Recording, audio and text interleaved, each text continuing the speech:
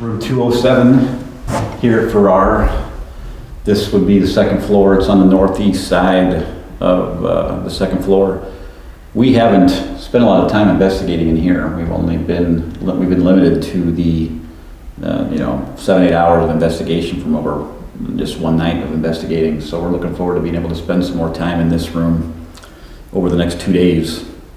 I don't believe I've even heard a whole lot of experiences from any of our team members in here. So this will be a room we want to spend some time in and really poke and prod and see what we can learn about it. Yeah, I don't think we've had anything really near at all.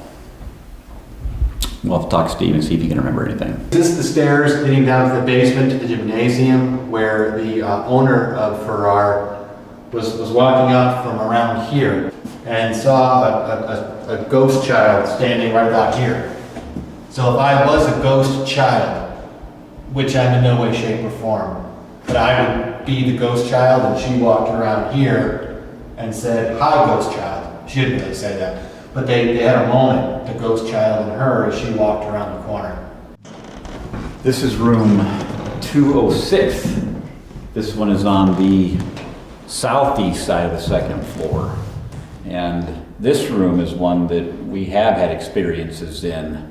I don't recall if it was our second trip or our third trip, but Steve and I have been upstairs on the third floor investigating when we heard what had to have been some sort of impact on the lockers, like that one over there. It was a real metallic kind of sound like that, and it was loud enough that we heard it in the room above us here.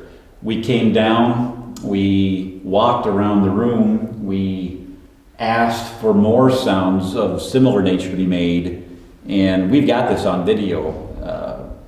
It wasn't 10 seconds after we asked for another sound to be made that sounded like that locker slamming, where we had a noise from this area that it's really hard to say what it sounded like other than maybe something heavy like a sledgehammer type thing that was leaning up against the wall.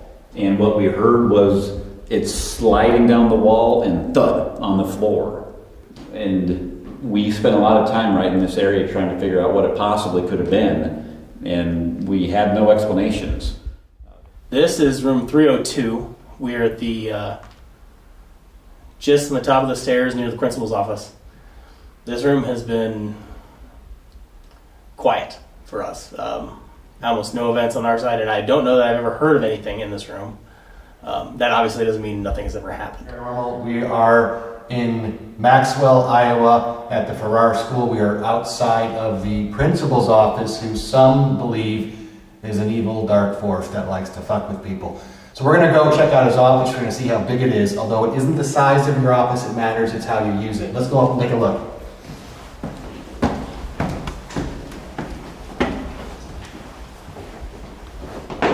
This is a small office.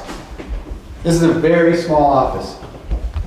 Apparently, from other investigations done by Fly By Night, there has been no interesting paranormal activity here, but in the past it's been extraordinarily windy, which would rule out any sort of EVP evidence. So what we're hoping right now is that if the principal is still here with us, apparently he was kind of a jerk, or at least I guess one version of the principal. The school's been open from 1912 to 1958, 1960 time frame. Apparently in the early phases of the school's formation, the principal was a jerk. It's very scientific, very proven. We've got documents right here. This Peter Pan book clearly states that in 1926 there was an asshole principal and he did bad things to the kids. So, This is room 205. We're still on the second floor. We're on the south side this time. This is another room we haven't been able to spend a lot of time in due to being only allowed the one night of investigating. So it is labeled as Miss Martin. I think our theory is that means Mrs. Martin might have spent a lot of time in this room. So maybe we can reach out to her and maybe get some sort of a reaction. But we definitely want to spend some more time in this room over the next couple of days. Steve and Shelley were in this room when they heard what they thought was somebody fumbling at the front door, which is straight out that door and down the steps, and then you've got the double doors that go to the outside. That's not necessarily a paranormal thing, but it is something we have to be aware of. We heard a vehicle pulling away. I want to say it was about 2 or 3 in the morning. So you do have the potential for outside influence, human contamination, if you will. This is the Farrar Auditorium.